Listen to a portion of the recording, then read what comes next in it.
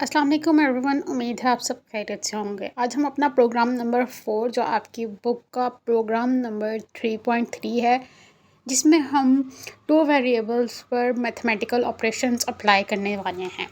तो चलिए शुरू करते हैं अपनी कोडिंग। हमारी कोडिंग आपको पता है कि आपकी बुक से थोड़ी सी डिफरेंट होती है, लेकिन हमारा मकसद ये होता है कि स्टूडेंट्स को समझ आ जाए और आउटपुट भी हमारी सेम आती है, और बस मेथड थोड़ा सा चेंज होता है। तो आप लोगों को जो भी आसान लगता है आप उसको कॉपी करें, कोई मसला नहीं है।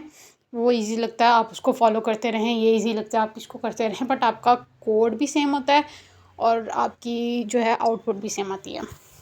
तो स्टूडेंट्स, फर्स्ट सबसे पहले हम लोगों ने हेडर लगा लिया है। उसके बाद वही हमारा method using name space std और इंट मेन में हमने सारा कोड लिखना है। इसमें हमने इंट में सबसे पहले जो है वो नंबर 2 वेरिएबल्स जो है वो डिक्लेयर करने हैं। नंबर 1 को हमने वैल्यू दे दी है 10 की, नंबर 2 को वैल्यू दे दी है 5 की। आप वैल्यूज़ चेंज कर सकते हैं, कोई इशू नहीं है। तो स्टूडेंट्स, नेक्स्ट है जी, हमने सबसे पहले ये हमारे पास स्क्रीन पर आना चाहिए कि नंबर्स क्या हैं। तो नंबर्स की वैल्यू जो है वो प्रिंट होनी चाहिए। तो सी आउट में हम नंबर्स लगाएंगे, नंबर 1 की वैल्यू प्रिंट होगी एंड नंबर 2 की वैल्यू प्रिंट होगी। ठीक है। नेक्स्ट हम इसके बाद हम सारे वेरिएबल्स जो हैं, इसमें सारी मैथमेटिकल ऑपरेशंस जो हैं वो 1 बाय 1 अप्लाई करते रहेंगे कि क्या क्या इसमें हम लोगों ने कौन कौन सा फंक्शन जो है वो परफॉर्म करना है। तो सबसे पहले हम एडिशन का फंक्शन अप्लाई करते हैं कि हमारे दोनों नंबर्स ऐड होकर हमें रिज़ल्ट मिले।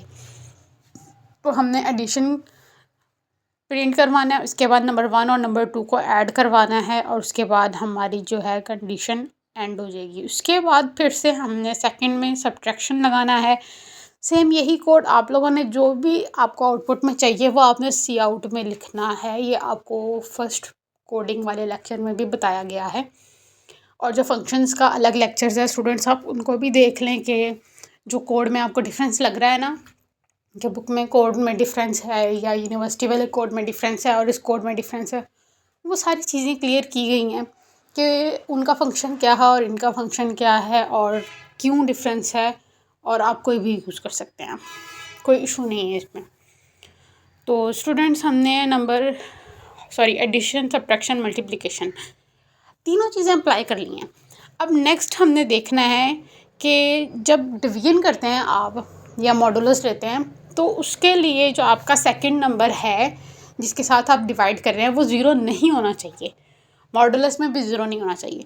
तो यहाँ पे हम इफ़ कंडीशन लगा देते हैं कि if number is not equals to zero, अगर नंबर 2 हमारे पास ज़ीरो के इक्वल ना हो, तो फिर वो हमें एज़ इट इज़, जैसे हमने ऐड किया, सब्ट्रैक्ट किया, मल्टीप्लाई किया, ऐसे ही हम डिवीजन भी लेंगे और मॉडुलस भी लेंगे, सेम उसी मेथड से।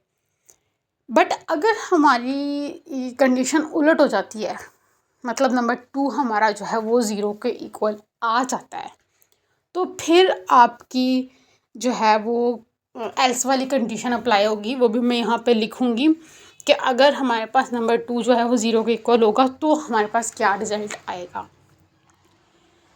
तो स्टूडेंट्स, आप देख रहे हैं कि हमने बहुत इजी वे से कोडिंग की है। आपको इसमें से मेरा ख्याल है कुछ भी मुश्किल नहीं होने वाली।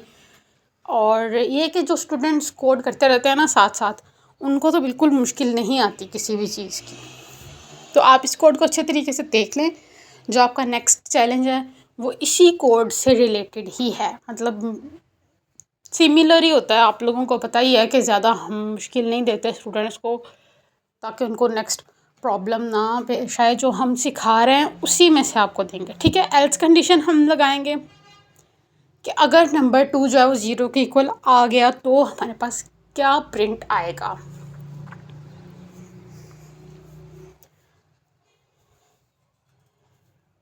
डिवीजन और मॉडुलस जो है वो ज़ीरोस पे नहीं होता, ये आप लोगों को अच्छे से पता है। तो हम इनका लिख देंगे कि division and modulus can not divided by zero, zero पे डिवाइड नहीं होगा।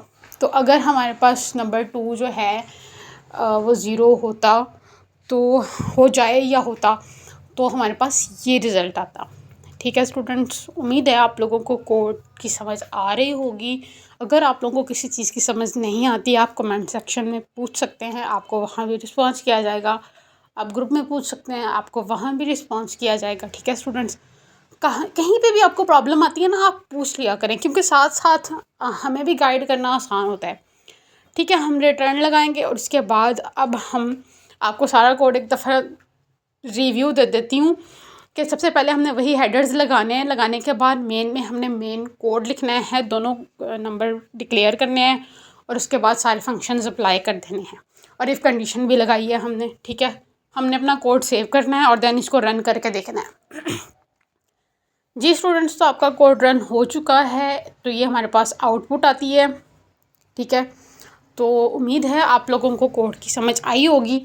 नेक्स्ट जो आप लोगों ने करना है वो इसी तरह का एक प्रोग्राम लिखें जो 3 इंटीजर्स के साथ सभी फंक्शंस परफॉर्म करें।